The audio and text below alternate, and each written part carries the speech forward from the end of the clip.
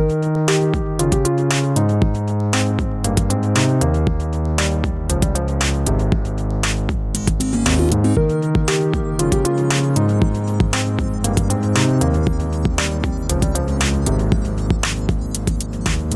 guys, welcome to another GameXplain discussion. I'm your host, Andre Seegers, and this time we're joined by Ash Paulson, and for the very first time, the Nintendo Power couple, Philia and Danny, to discuss everything about Labo, because they gotta try it for themselves. So, let's get started.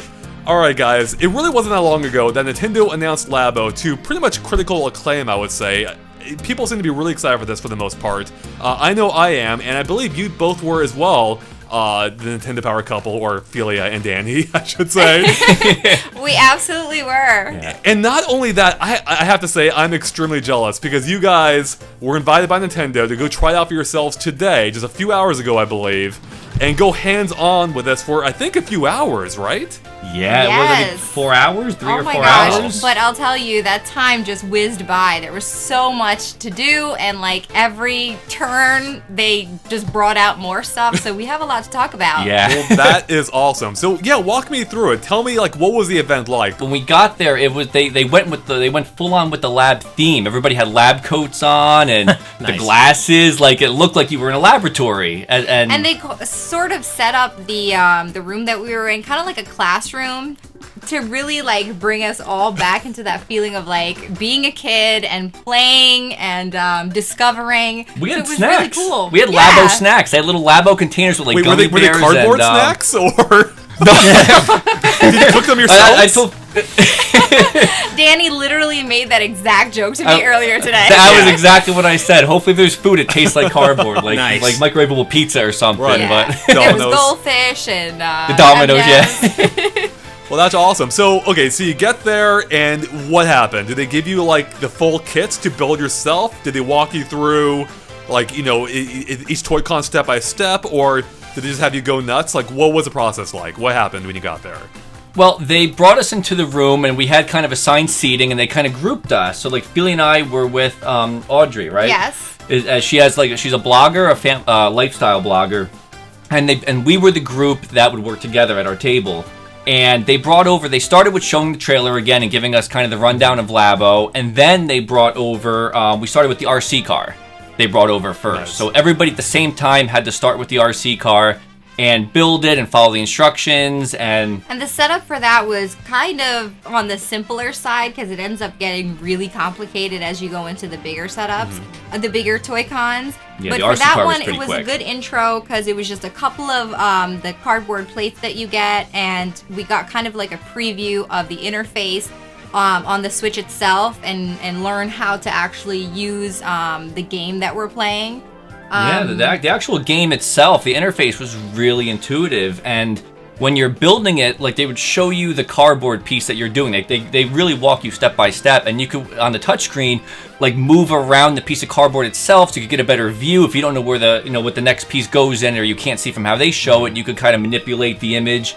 And there's a fast forward and a rewind button with your finger that the more you slide over, the faster you could fast forward through instructions, or you could go backwards and go in reverse if you missed a step or two. Wow. Yeah, so they sort of like give you text instructions along with a video instruction that you can fast forward and rewind through. So like, especially with us working as a group, at some points we would kind of get through certain parts, putting certain parts together, but one of us was like busy building something and missed a certain part, so we just rewind, catch up all together, and then continue working forward together. Yes. Wow.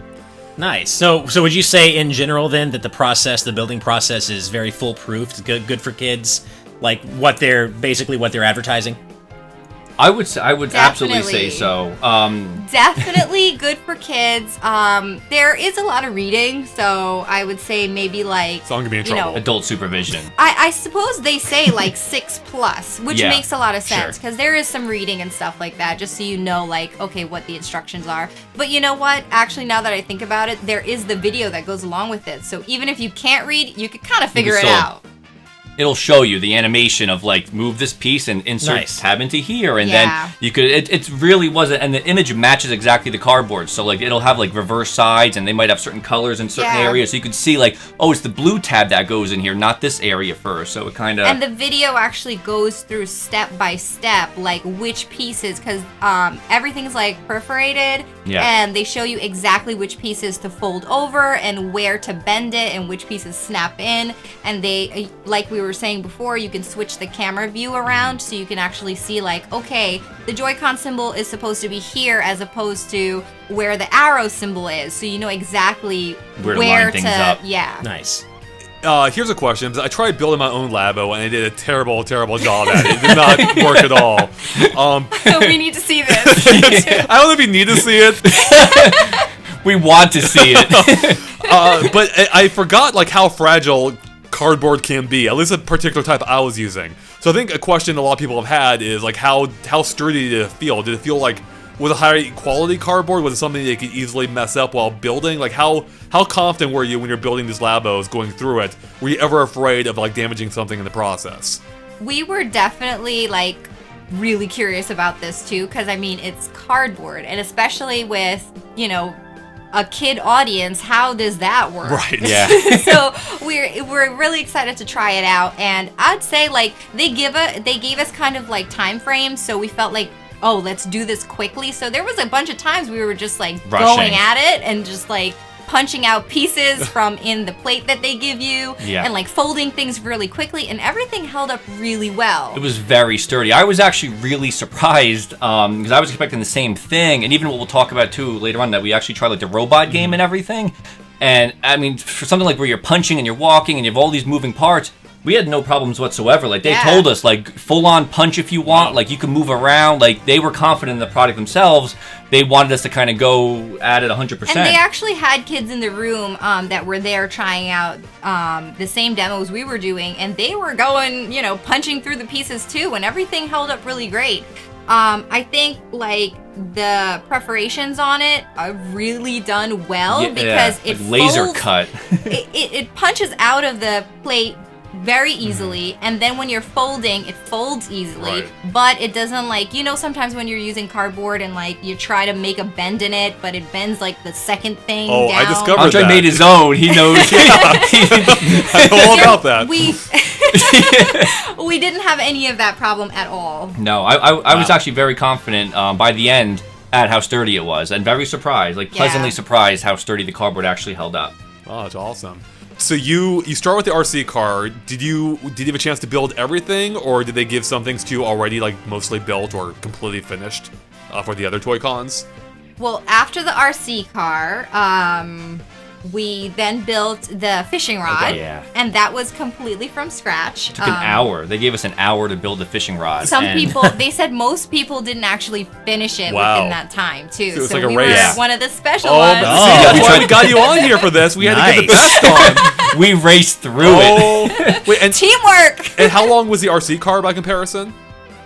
I think the RC car maybe was like 15 minutes. Okay. They didn't really tell us the time with the RC car. We were kind of building and playing, and they let us customize it. They had a station with like feathers and pipe cleaners and markers and stickers, and they wanted you to kind of go crazy customizing it. And then at one point they just said like, we're moving on. So I don't know if they really give a time limit as much for the first one, but it definitely was under half an hour for sure. I think we may have the beginnings of a new phenomenon in what you're saying, because we already know there's speed running. Now I think we got to get Labo speed running going. And I think you guys already have the record there, as far as I'm concerned. We'll get our time for you guys later and see if people can beat it in April. We'll start doing videos of like who can do Speeding the it up. fastest Labo. But they better be glitchless runs though. No speed hacks, nothing like that. No pre-cut cardboard. We already have folded up. Everything's got to be from box. Exactly. I like that. Hide it in the cuts. One thing we learned about the RC car, which we didn't know beforehand, was how the IR sensor in the Joy-Con actually is used in it. There, at one point, the RC car itself can use that as like, it's like Predator. Like it has heat. It sees by heat. So when you're holding your camera, switch, the camera has like heat detection. So you can look at on the camera what the RC car is seeing, and it'll detect heat and actually move towards the heat if you set it on automatic. That is so cool. Your little RC car, like it'll hunt you down, I guess. And it also had we had night vision too. There's night vision, and it'll find you in night vision too. So the camera itself in the Joy-Con actually played a big part in the RC car that we were really surprised with. And there are these little sensor dots. I forget what they call it. Yeah, it's like the reflective material I think that they use. That you can actually like position in different places and have the RC car sort of like follow it along a track or something like that. So like really the creativity and the freedom that users will have once they have it is kind of like limitless and really crazy to think like what people and kids are going to come up with. Plus, we also realized that there is 2-player in the RC car on one Switch, which we didn't know about beforehand.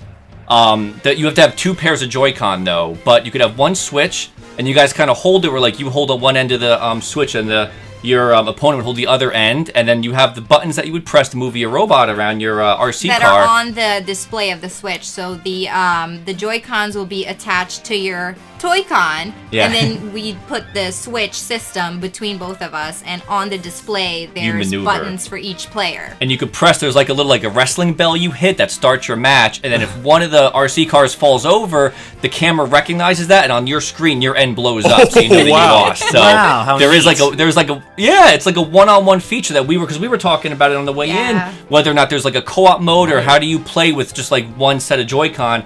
I think for people who have multiple Joy-Con, they're going to find that they're going to get a lot more use out of Labo than somebody who just has one pair. That's really cool. That sounds really fun because I was wondering about that because it seems like most of the other Toy-Cons that come in the variety kit, they all seem to have like a proper game that accompanies it. But the RC car seems more of a game you create yourself, right? It's more like, you have the controls on the screen, but then you can build whatever track you want, and you can race a second player if you want. And in this case, I didn't know about the tipping over thing where they explode, which sounds amazing. It was a lot of fun, and it was, I guess they were going for the whole like battle bots type of thing. That's so cool. You customize your little, your Toy-Con RC car. Like we had ours look like a little monster with feelers on it, and we had eyes on ours, and like it was funny watching them kind of go at each other. And then, like I said, as one fell over, boom, your end blows up on your screen. It uses the HD rumble to move it around the surface. Right. So it's really funny because the way mine was positioned, the butt was like shaking and going backwards. It's really entertaining. But also when we also realized that putting the Joy-Con into the RC car actually kind of clicked in too. The way you positioned it, it's felt snug, right? Yeah. Like it went in there nice and tight, which we were kind of worried about too. Like how does a heavy Joy-Con stay in a piece of cardboard? Right. That without falling out. The pieces are super precise. Yes, I would give, Yeah. It is definitely like precision. I would think they would have to be because, again, with my completely garbage version of Toy-Con, we gotta see this. You should. I tried making like slots for it, and it didn't work out too well for me. So I'm glad you hear Nintendo's version works extremely well, as I expected it would.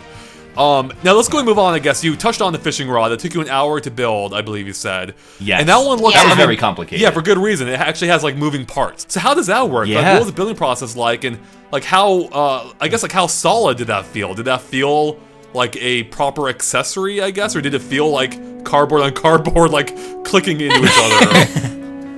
Well, what we found was they have you build the different parts of the rod, and if you remember in the trailer, like when they extend the rod out, there's like 3 pieces that make the rod itself. Yeah, telescoping. Yeah. A small one, a medium one, and a big one. So it's baby bear, mama bear, and papa bear. That's what they refer to them as in the on the instructions. Adorable. Nice. And and the first time you insert one of them into the other one to start building, when you go to pull them out, it does interlock to the point where you can't. It's hard to remove it, and I was really surprised. I'm like, wow, that actually is sturdy. So I thought that like it would fall out and you'd have to like rebuild it. But the actual rod itself, and I mean, the instructions were very clear, but it did take us a long time. It did.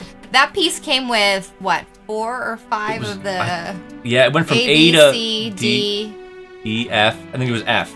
Oh my gosh, there was so much. It was such a whirlwind. Like 6 different sets of instructions, the sheets of the Joy-Con creations. Yeah, we had to build the actual fishing rod and then the little dock that it goes into. It broke it into what? It was 5-step process. So you would build like the rod itself. That's step 1. It says now step 2 would be building the reel, and then step 3 would be building the dock, and like it would kind of take each chunk as a big segment. Mm-hmm. So you also don't have to punch everything out at once. They tell you like right now punch out what's lit up on the screen, and they'll show you like punch out these 3 things out of A, and that's all you need right now. Then you might go back to that in step 2, but they don't want, so it's not like you'll have a floor covered with a bunch of like cardboard pieces. If you could kind of handle it more methodically and kind of like go through the process with the instructions. Yes. Yeah. I see. I know I would appreciate that. I like having linear directions to follow and being guided through the nice. process step by step. So that's nice that you're It's not like feeling cooking. overwhelmed. Like, yeah. Yes, that's a perfect way to say it. It was exactly like cooking. It told you exactly step by step. Here, do this, do that, and. But then again, our Nintendo, what would you call it? Nintendo Or lab assistant that was there helping us along. She did say, if your style is like you just want to go in and try to build it yourself without looking through the instructions one by one, you can go in and try it out and see what happens. And you always have that instructions to like rewind, fast forward, and see where you're at and figure out what you missed or if you did it right the first time. I don't recommend building the fishing rod with no instructions, though. It took an hour with instructions. I can't imagine if you were just kind of going in and be like, okay, this I think goes here, it would be a mess. But we can talk about one of the cool things we saw with the fishing rod, which we were really surprised with. We got, I'd say about like 3/4 of the way through, where we kind of got the rod and the reel going, and there's this little piece of cardboard with a little music note on it. So they were like, everybody was all excited from Nintendo to get to that step. So when you put you insert it in the slot they tell you to, and what that does is when you do the reel, there's something inside's hitting it, so it makes that clicking sound with the reel. So it sounds like you're reeling something in, like it makes it sound like a Nice. it makes it sound like a real fishing pole. So like it was like, Can you feel works it too? perfectly. Like you feel it clicking, like through the HD rumble. Yeah, you do. Yeah. That's awesome. Yeah. And especially when we played the fishing game later, it really does. Like you could pull up on the rod to hook your fish. Like it really felt like you were fishing. Yeah, because the from the fishing rod there's a line that goes to like the little dock, and in that there's a whole mechanism that you have to put together that has the string around this cardboard reel that's inside the box that's like sort of weighted, and when you're it feels like an actual fish is in there, like pulling back on the fishing rod. It's really crazy. Wow. Because you have the rumble that's going on at the base of your rod that you're holding. You have this clicking sound that's going on in the middle of the rod, and then you have the tension that coming from the string, coming from the dock that's on the floor. So it's like this whole full body experience. I just realized, by the way, how fitting is it that the Switch itself is in a dock? It's like you're fishing off a dock, right? So I just got that. I like that. So how was the fishing game itself though? But that's something we haven't really seen or heard too much of about for the Labo. We saw like brief glimpses of the games, but we didn't really get a great sense of how they play. So once you had the rod built, like how much gameplay is there to the fishing game, for instance? It looked pretty simple in the trailer, but I don't know. There's more to it perhaps when you're actually going hands-on with it. Well, I'm curious too, because once it got time to like, there was the last segment of after we built the fishing rod, they brought us into a room where there was everything set up and you got to play everything. But it was kind of crunched for time, so when we got to the fishing, we kind of played it for 5 minutes probably, I'd say. And basically, they did the entire experience around the 3 pillars of Nintendo Labo: the make, play, and discover. So basically, we went through the making process, and then they opened up this entire separate room that we didn't know even existed, this magical door that led to a whole nother room that had everything set up, and that's when we had a little bit of time to try out everything already set up. They had the motorcycle game, the robot, the piano, everything was house, set up. Yeah, the house game fishing. was there. So we had to we didn't have a whole lot of time, so we were just like trying to try out everything very quickly. Right. So we didn't get to see the fishing game that much. The Switch is held vertically in the dock, and then what it is it just looks like the ocean with fish swimming by, and you could like let your line out, and you'll see in the game like the line in the game sinking slowly down deeper into the ocean.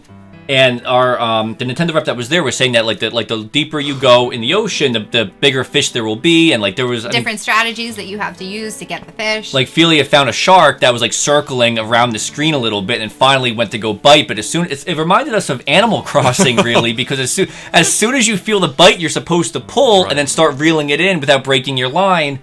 In the game, not in the string. In the game, you could break your line as you're reeling the fish That'd up be a problem too. if it were actually the actual string. Yeah, the first time you play it snaps, but Oh crap! That's it. Yeah. But it was like, so that's pretty much as far as we got. We got the line all the way down, saw a fish, tried to catch one of the fish, and then that was kind of it. So I don't know how much more. I'm sure there's gonna be more depth to it than that. Because the other games that we played, they kind of tease that like you're not seeing everything that's gonna be in the final product. There's more to show that you're not getting to see. So I'm assuming it might be more like maybe different oceans or different like atmospheres. Like maybe there's a lake or a river. Like different fish. So I don't know what. I think actually the rep was mentioning, was he saying that there's different lures you can use? Yeah. Okay. Yeah. Okay. You might be able to switch lures out. So it's Animal Crossing. That sounds pretty great.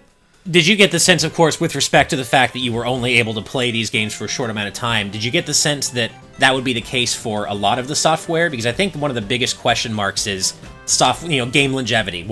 How much game is there here with these Labo games? And of course, you didn't get to play that much, but did you get a sense that maybe there was some meat to a lot of these games?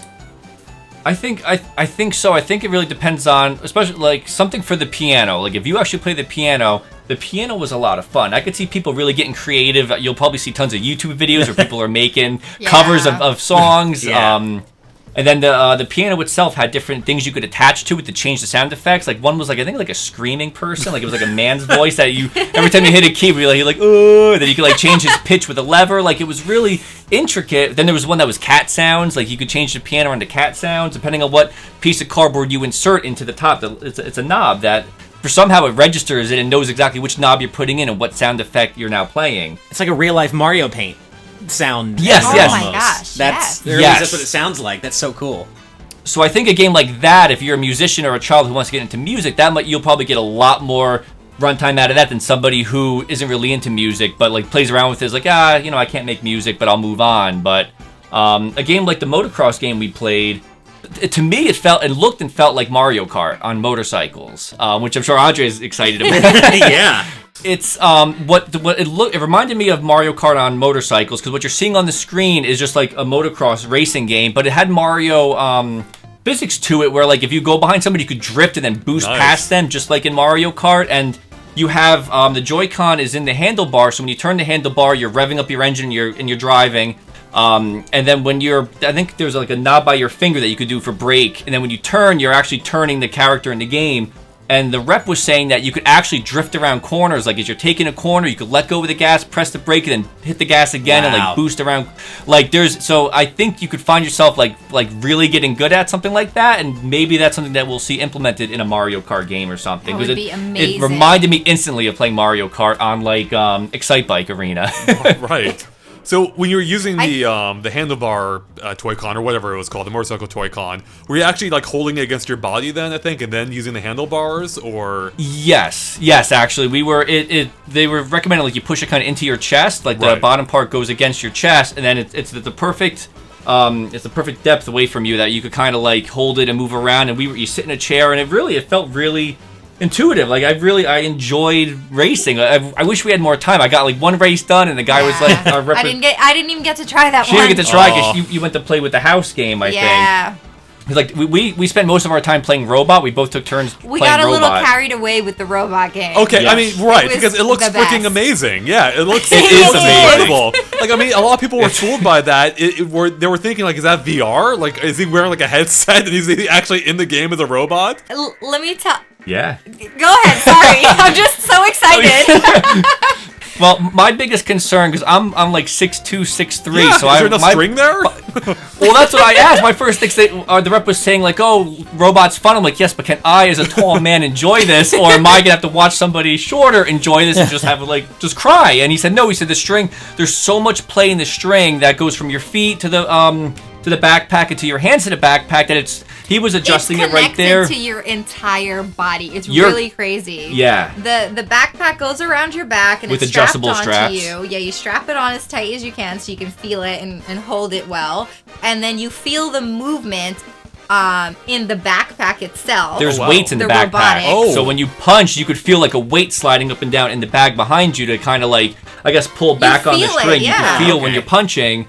And then it hooks on your feet. Yeah, there's a string that goes all the way from the backpack all the way to like these little hooks that go around your feet, the little straps that go around your feet, and that's how you walk. So when you're making big stomping steps, that's how you move forward in the game. And then your arms are connected to the Joy-Con that are connected to the string that goes into the back. So when you punch forward, you feel the string pull, you feel the rumble in your hand with the Joy-Con, and you feel the thumping in the back from the weights. Yeah. Wow. And then they put the headpiece on you, and the headpiece you don't need right off the bat. What we did was they showed us, they had us walk around and punch a little bit, and then he said, okay, so put your hands down by your side and behind you, and when you do that, your robot flies. You go from the ground, you fly in the sky, and you could lean forward, and your robot's gonna just fly over the city. And if you go back to punching, you'll fall in the sky, punching at buildings up in the sky. There was like UFOs that they want you to attack that were flying around in the city. Then when he says you could like kind of hunch down to the floor and you transform into a car and you could kind of steer yourself with you can punch and shoot lasers, steer as a car at the same time, fly and punch at the same time. It's like a full body thing. And then the rep surprised us. I wasn't sure that, and he flips the headset over you to go in front of your face, and you automatically, as you're looking through the piece of cardboard, the screen goes to first person mode, and then you're there. It's like wow. It's like it's like the closest thing that Nintendo's gotten to VR right now. Because you're feeling like you're there, like, and as soon as you lift the visor up, it goes back to third person. So like it's seamless. You can decide how you want to play, and I think there's a Joy-Con in the thing that actually picks up. I think about probably the one with the camera picks up whether it's pointing up in the sky or down towards the TV, so it'll switch you between both perspectives. You could play equally. You could fly in first person if you want, and you could punch in first person, drive. And that's one of the things we were talking about, and we felt really impressed with. Was like the instant response. It was like as soon as you punch, the action is happening in the game. There was no like lag time in between that made you feel disconnected from what you were actually playing on the screen, which was pretty wild. And seeing that it's all connected to strings and stuff, but it's like an instant response. But like we said earlier too, they told us to go for it because we were punching forward, and as you're punching and they want you stomping, so you're lifting up your feet and slamming down, and it's all strings that's connected to a piece of cardboard on your back. So you're like, am I supposed to be stomping down and punching? And they're saying, yeah, just go for it, like it's fine, and I'm punching, I'm stomping, and you feel like a giant robot. Like it really, you felt so powerful stomping and punching buildings down, and you felt like a giant robot, but did you feel like a project giant robot? I'll tell you, I think 100% that's what it was. I think it sure does seem like it. Yes, absolutely. And it was so much fun that's where we spent most of our time. I took the whole turn, and then Philia played, and that's why we kind of got crunched for the other stuff, but it was worth it. And I'll tell you, watching the playback, you look pretty silly playing it, but while you're playing it, you feel like the coolest, like you're an actual robot. You're Optimus Prime, that's what you feel like. You're like, I'm a robot, I'm an Autobot. When that visor flips down and you go into first person, and it's just cardboard around it, like there's the screen, the Switch screen actually isn't in it. Right. You're watching it on the screen on a bigger TV, but for some reason it feels like you're in the game. It changes it, like it's probably the imagination of it, but it changes it for you. That makes you feel like you're really there knocking down these things, and you could build up power-ups, and our rep was saying that that was a game that we played through, and he was like, there's so much more that he hasn't seen yet, that we haven't seen yet. Like I'm assuming there might be more levels, or more, maybe there's an obstacle course, or like, how many enemies can you defeat. There's other abilities you can do with your robot that we wouldn't be able to reach within the playtime that we had, so there's a lot more to it. Because, when you were playing, what was the goal? Just to destroy as many buildings and UFOs as possible then, or? Yeah. I think didn't he say, destroy the town. I think that's what he said. I think our rep said, now destroy everything. And it's like, you're just like, okay, and you start punching everything. It's like Blast Corps. Yeah, it's like, thank you for the clear instruction, just destroy everything in your path, and it really did feel cool, and it felt like it was a lot to do, like if you wanted to drive around and go after the UFOs. So I wish we had more time with that one, but I could kind of see now, based on what we experienced, why it is in its own kit, because I'm sure how complicated it was to build, and if there's seeing more, how complicated the fishing rod was. Oh, I can't even imagine building this. It would probably take the entire day. Yeah. It really does sound just incredible, just hearing you describe it from an engineering standpoint, just how all the different pieces actually do fit together, and how there's so much accounted for. rumble feedback and resistance. And Yeah. it just sounds like from an engineering standpoint, this is an incredible feat that Nintendo has really pulled off here. Well, should we say that also from an engineering standpoint, they introduced a whole entire new feature to us about Labo called Labo Garage, where you kind of saw it briefly in the trailer where they showed like the it was like the stick figure cardboard that falls over. Right. Do you guys remember that part of the trailer? That is an entirely new part of the game where you can create anything you want. You decide what you want the Joy-Cons to do, and you could make whatever cardboard piece you want. So like you said before with the train, you can make a train if you want and try to figure out, like what we saw, a couple things he did was he had like the blue Joy-Con, and in the game you could click what you wanted to do. So he had that be a button press, and the right Joy-Con would vibrate, and then he links them together through the program. So when you press the blue Joy-Con, the red one vibrates, and it kind of like, and then you could put that into whatever kind of cardboard contraption you want to make. There were a whole bunch of options. One of the other examples that they did was they had the Toy-Con for the motorcycle game. Oh, yes. They had that link up to the little RC car Toy-Con. Yeah. So by actually driving your motorcycle handles, you could make the RC car move. And that's what they demonstrated with us. I guess, Wow. again, with having multiple Joy-Con, you have the two Joy-Con in the motorbike, and you have the two Joy-Con on your RC car.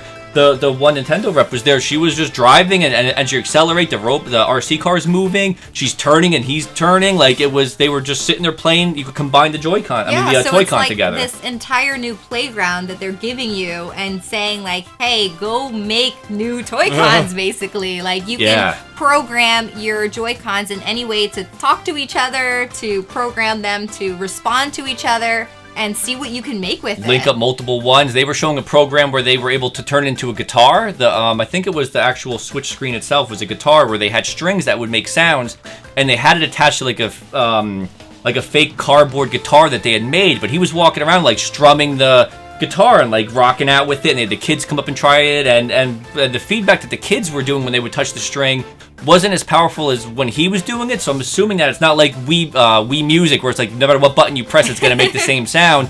It looks like if you strum harder it was going to make a better sound than if you just kind of like pluck the little strings off your screen. Yeah. But he had they were showing, I think they showed that you could do it with a mop. Like they were kind of in the video they showcased that we weren't allowed to film.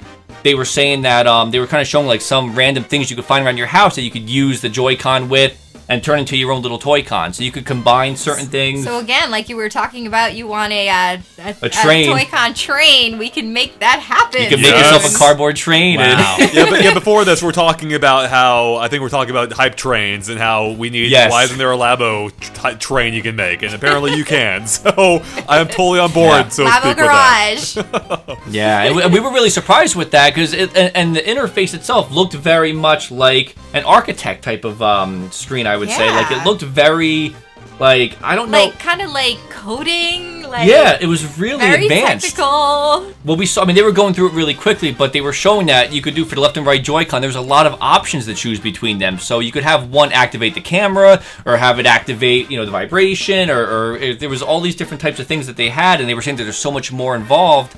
So I'm really. And you can link up multiple sets of Joy-Cons. So basically, collectors that might be buying all the different versions of them because there are so many cool colors. Now you can use all of them and make something pretty grand. I was really excited for the idea of seeing other people's YouTube videos where they show these crazy contraptions they're going to make. You're going to see some insane stuff come out, I think, once people get their hands on it and see that outside of what's in the box. You could, we were joking. We said, we'll never throw cardboard out anymore. We're going to have stockpiles of cardboard in our house. We'll be like, that could be a Toy-Con. Let's not throw that Amazon box out. That's a Toy-Con right there. So maybe I'm not helpless then. Maybe I actually can make something out of this. Yeah. You're on the right track. When I heard you guys got to play Labo, I'm like, this is such a perfect fit for the Nintendo Power couple because you guys have done some amazing videos already yourselves. Thank you. Thank you so much. Very creative videos using stop motion animation, and I'm like, I can't wait to see what they can do with Labo. So it sounds like you got a pretty good sense for how you can customize these things. Were you able to play around with? I believe there's a customization kit where you get stickers and all kinds of stuff to add onto the Labo. Were you able to play around with those at all, or get a sense for how much you can add to the various Toy-Cons? They didn't have, they had, I guess, the elements of the kit scattered throughout. Like, there was a center table that had, like, all craft materials all over the place, and it was, like, filled with a lot of kids and other people. So we everyone can come in and sort of share everything, get what you want, and Right. put it together. So we didn't actually get, like, what's in the kit exact, itself. the template of what comes with each kit. But They were encouraging everything. Like I said, feathers, and they just wanted you to grab, I guess, whatever's in your house, you could stick to it. and they had a little display that showed like different ideas that they had put together, and all of the reps were very encouraging of like trying different things, you know, even when you get your Labo in your house, like grabbing different things and, you know, using a Coke can and cutting that and putting that together, you know, whatever. Yeah. They were really, they wanted to have you kind of go Be with it with the creative. customization. Yes, be Yeah. very creative. They were really encouraging for that.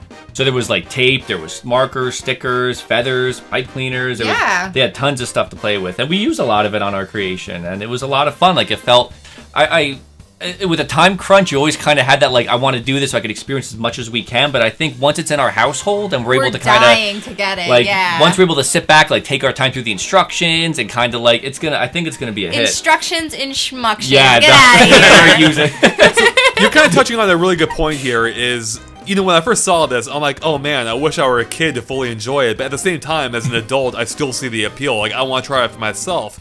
And now that you have, I was wondering where you fell on this. Like, do you feel it is, primarily kid-focused? Or even as an adult, is it something that you think people might enjoy, even without having kids or walking them through the process? I think you have to be willing to be silly and enjoy it. Right. Because Yeah. if you're the type of collector, we're huge collectors. Yeah. If you watch our show, you know, like, we have every plushie. I'm watching a live stream of you both right now with all these toys behind you, all these collectible figures, yes. And I guess Danny is more on the side of let's collect it and it's beautiful in a box. Let's put it on the shelf. And I'm more on the side of let's open this and play with it. So it sort of depends on what kind of gamer, what kind of collector you are. If you're willing to go in and have fun with it, then you're gonna love it. No matter how old you are, how young you are. And I think it's a great platform to bring all kinds of different ages together. Because say, for example, you have like a kid that has a Switch, that has Labo, and his grandpa comes over, or her grandma comes over, or go. whatever, and the grandparent may not understand the gaming aspect, but they would understand the building and the engineering aspect with cardboard. Right. And then you can both sort of work together and make this thing happen. So it's really just really creative, and I don't think there's like much of a limit, which is really great. For me, I think if you're against it right now, if you have the feeling that it's just cardboard, it's Nintendo and cardboard, they're charging money for cardboard, I don't know if it's going to win you over. I would like to hope it would, but I think you have to really, like Philia said, go Have into it an with a open positive mind. attitude. Right. Because it kind of, we were talking to people there about it, it kind of had that like imagination thing of having cardboard as a kid and like, oh, I'm in a spaceship now, and like, it kind of brought back memories of being a child, and we had a lot of fun with it. For sure, and I will say people were concerned. We saw a lot of this online about, hey, is there any sort of storage solution? Can this easily be broken down and put in a closet so we don't have cardboard sitting everywhere? Which we totally understand. But we will say from the ones that we tried out, it does take a long time to put together, some of the more intricate ones, and it's going to be kind of hard to take it apart easily. You can do it. We probably could, yeah. But reverse the instructions, if anything. yeah, but even if you don't take it apart, they look pretty awesome. Like, you can put it on a shelf and display it, and it would look really great. They had a nice display shelf there, like with everything kind of nicely lit and all set out, and I'm like, this looks really nice. Like, Yeah. it's crazy to look at a shelf of cardboard creations and be like, this is it, But it really was something that it would probably for collectors would look nice on shelves to display anyway. So if you're worried about storage space, I would recommend just Again, displaying attributed to the type of cardboard, the quality of the cardboard, and the design, because it's already very playful, even though they do recommend customizing and making it even more beautiful and colorful. Yeah. It still has a very appealing design to it. I really think this is going to be a big hit for families primarily. I think families with children who it's a great thing for a parent and a child to bond over sure. because, you know, like Phil and I were talking on the train ride back, like me growing up, a lot of art projects, like my parents would help me with them when I was growing up when I was little, and they always got into it, and we would build, like when we had to do like the displays with animals in them or whatever it was for school, it was like a nice bonding experience. And I could see this being something where it's like, it felt very rewarding to build these things. Like once we finished with that fishing rod, we were like, we built this. We forgot that there was a game involved. Like you actually went fishing for real with it. Yeah.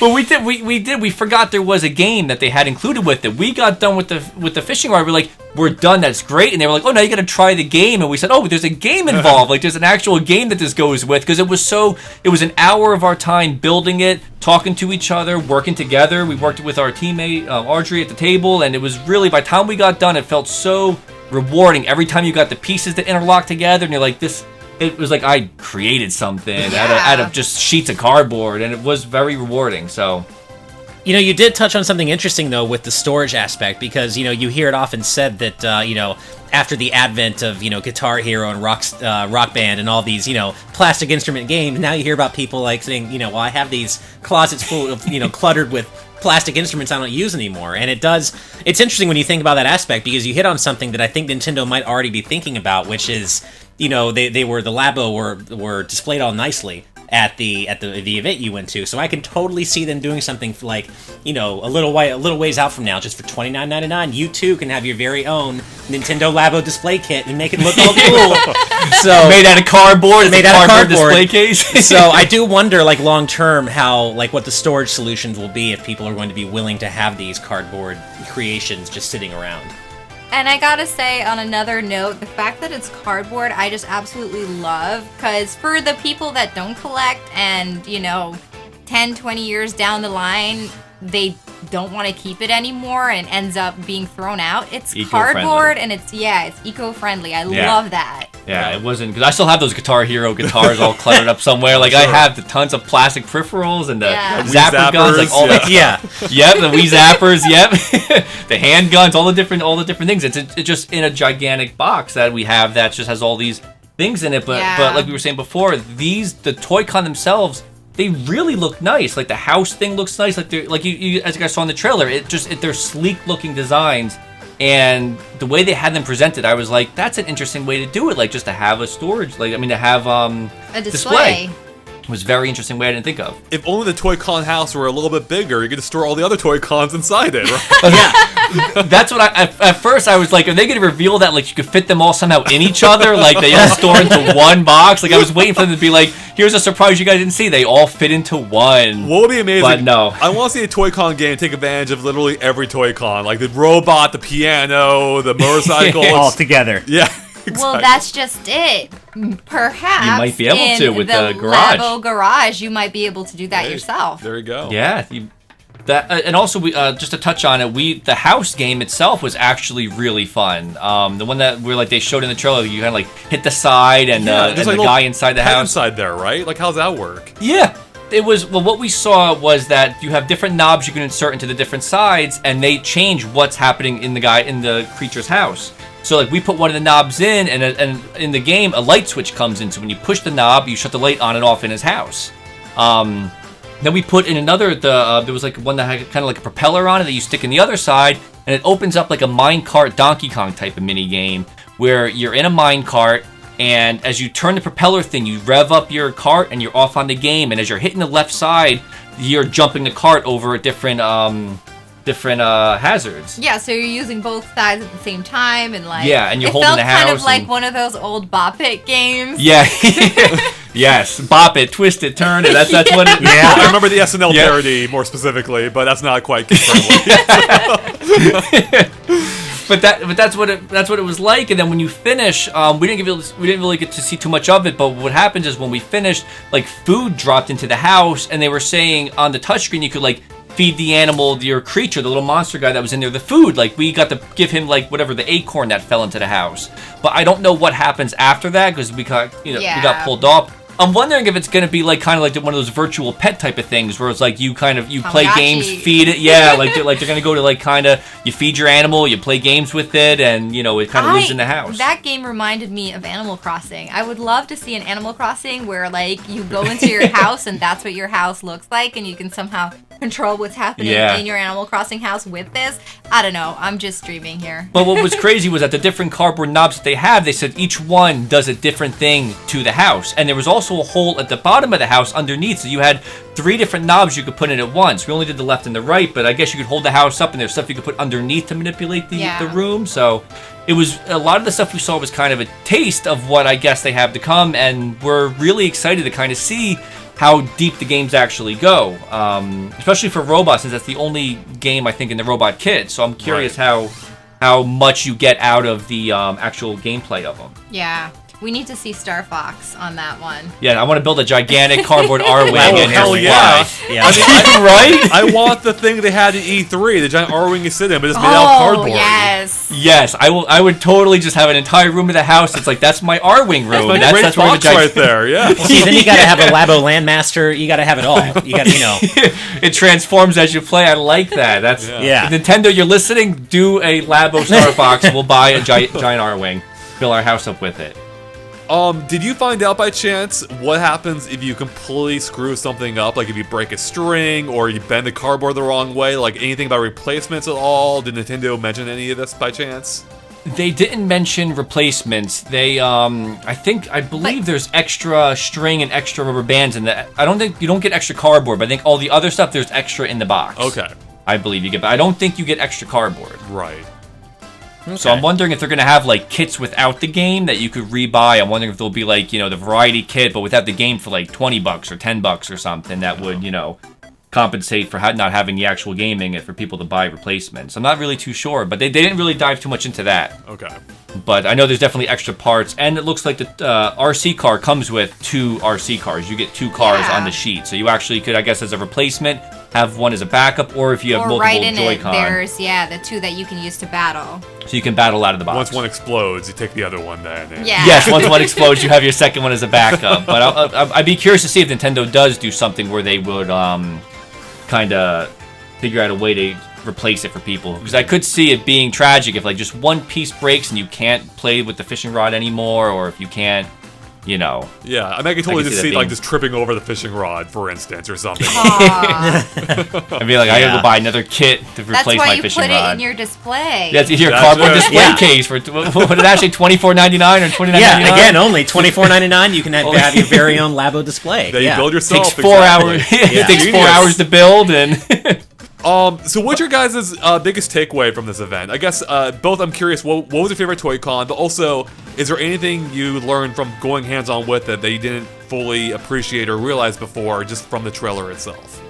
I would definitely say for me, the takeaway was the just how sturdy that it was, and how much fun it actually was building the pieces. Because at first I kind of had the thought of like, would it feel tedious building if you just want to play the game? But when we were building, it was just like a nice bonding experience, and like I said before, it was very rewarding when you finished it, and then when you finally got to play the game, it was like, this is my reward. I'm going to go fishing now for the hour-long rod that I just had to build. I'm going to actually kick back and fish. And it definitely challenges different parts of your brain, too, because while you're building, you're like doing the engineering part of it, the problem-solving part of it, and then while you're playing, you're, smashing things down and having that different experience. So it's really like fun in multiple different ways. I would go with the robot as my favorite for sure, because I thought that really. I was so glad. I was so glad it worked on a tall person. So I was just excited to just like have it on me. But the fact that like it felt so cool to stomp around in your plate, like stomp in place, and have the robot moving, and it really was, like Philly said before, it was as soon as you punched, the robot punched. Like there was no lag, no delay in it. You felt like you were actually controlling the robot on the screen. And that would be my takeaway too. Like I was really impressed with how interactive everything felt and how instant the response was. How much like my favorite was also the robot. You can fly. I mean, come on. It's already my favorite. Yeah, I'm sold.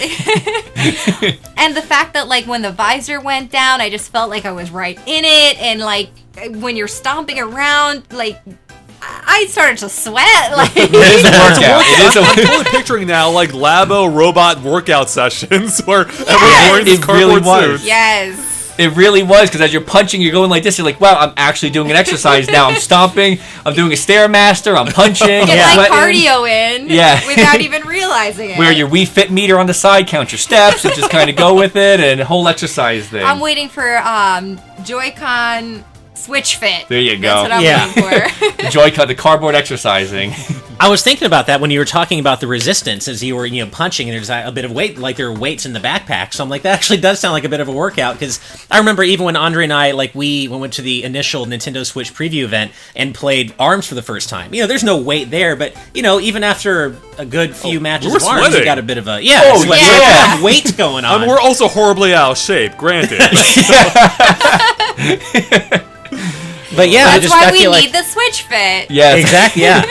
Yeah, what Labo Fit or so. Yeah, no, I love it. I love that there's weight resistance too, which promotes at least a light bit of fitness. That's kind of cool. Yeah. Without the weight, it would have been a different thing, because you wouldn't have been. It was nice that when you punch, it kind of like reset itself with you. If you were just kind of punching and there was a loose string hanging, it would just felt like you were just punching into the air. But Especially the fact that you're this enormous Robot. You felt the weight of being a robot, which Yeah. is really interesting. yeah, it felt like you were actually controlling something, because you were. I mean, it really does feel crazy to have the backpack on, the headset on, the feet on, the hands on. Like Because you are feel the geared weights up. in your feet as well. So when you're stomping around, moving your feet as a robot, you feel like this huge robot that's heavy. Yeah, make sure it keeps resetting on you so that you could kind of keep punching, keep walking, and it really did it. Yeah, it was a workout. Yeah. It was. We got our workout in. Like, everything you're telling me is exactly what I wanted to hear. The trailer sold That's the concept, and the execution now sounds like they completely nailed it. So Once you're Yeah, playing I think it, you're so. gonna love it. You're gonna absolutely love it. It's so much fun, from like building it and customizing it and making it Yeah. on your own. And the fact that when you put all these pieces together and you look at it, you're like, I just did this. Yeah. Like, I made this with my hands. Yeah. and then you play the game and you feel like you're in it. It's really rewarding. Yeah, from beginning to end. I think the part that excites me the most, and what I keep getting hung up on, is how visceral you both keep saying the robot felt. Just because I was kind of kidding when I said I hope like the Switch version of Mega Man 11 has like Toy-Con Mega Buster functionality. But you go in there with how visceral that felt. I want to become Mega Man in the Switch version of Mega Man 11. That would be I want amazing. that. I love, but that, honestly, that whole visceral part of it and how it actually feels like you're the robot, that sounds really cool, and may have got. I think my wife and I were going to get the variety pack, but I'm kind of thinking I want to get the robot pack now. Like, You gotta get it. Yeah, I think Man. get the You robot guys pack are gonna too. love it. yeah, I just I'm hope not- it has online multiplayer so we can all be robots playing together. right. Oh. That'd be so cool if everybody flying around the same place, even fighting each other would be Right. kind of cool, like a robot versus robot Yeah. thing. Let's make that happen. We That were would be even great. talking about, like, I wonder if you'll ever see something like these Labo outside of the Labo games. Like, would the camera work in like a Pokemon Snap type of game, or would a It better. backpack? It better. Right? For them, Yeah. I think that would be help people invest into it, because knowing that, like Amiibo, it would be something that outside of the Labo game itself, it'll be like you could play Luigi's Mansion, or you could put on the Poltergust backpack and play Luigi's Mansion. Like, there's a Right. optional And cardboard again, that's Labo something thing. that would add value, just as with Amiibo did. With each game that comes out, if there's more functionalities in the newer games, then it just adds value to what you already bought. Yeah, and already built. Like a Pokemon Snap with the camera. I mean, if you walk around with your camera and do Pokemon Snap, How that would cute be would that be? yeah. Yeah. Ash, do you have any other questions at all you want to get out there? I think we really covered it all, and think we did, we yeah. talked about software longevity, which is my big thing, and I think we covered it all. All right, well, Awesome. yeah, well, thank you so much for joining us, Philia and Danny. You guys do amazing work over at the Nintendo Power Couple YouTube channel. So, Thank do you want to you. tell everyone where they can find you at specifically? We'll have links in the description below, but go and tell people what you do and where they can find you at. We do family-friendly Nintendo videos. We do a weekly show now every Saturday, and we kind of do everything from Let's Plays, unboxings, game reviews, and animations. We try to cover it all a little bit, and we're all about having fun and being silly. And this year we started our new format where we're doing an hour-long NPC Power Hour Yep. every Saturday at 6 p.m. Eastern. So be sure to check that out. Yeah. And within that hour, you get a pretty much a variety show of all Nintendo coverage. Yeah. And this Saturday, we're going to be pretty much filming now. And this Saturday, we'll be putting up our Labo whole entire video with our Labo cutaways, our footage that we shot that we're going through right now. We're going to have all that in this Saturday's episode. And we'll be talking a lot more about Labo as well and trying to answer some of the questions that we've been seeing online. If we didn't already cover I think everything we covered with it. you guys. They'll trust me. People come up with more questions than we address here. So yeah, there'll be plenty. So yeah, definitely make sure to check out all their Labo coverage. They're gonna have some amazing videos I'm looking forward to myself, and you'll find links to all that in the description below. So again, thank you so much for joining us. Thank you for having us. Of course, I'm glad we could finally make this happen. And of course, stay tuned to GameXplain for lots more on Labo moving forward and everything else Nintendo Switch as well. Catch you later. Bye.